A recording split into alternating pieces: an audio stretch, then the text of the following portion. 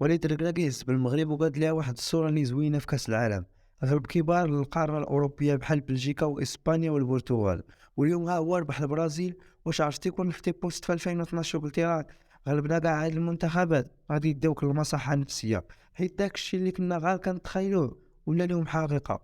من نهار مشى واحد خالد والمغرب غادي في القدام. جا ركراكي المنتخب هو كيزين في الصورة ديال المغرب. مؤخرا المغرب قدم ملف ترشيح كأس العالم مع المنتخبات اللي غلبناهم نيت في كأس العالم إسبانيا والبرتغال، وكنلاحظوا الكرة المغربية ولات غادية في واحد التطور اللي كبير بزاف، والصحف العالمية كتدوي على المغرب بحال دول تونس والسعودية ودول أوروبية.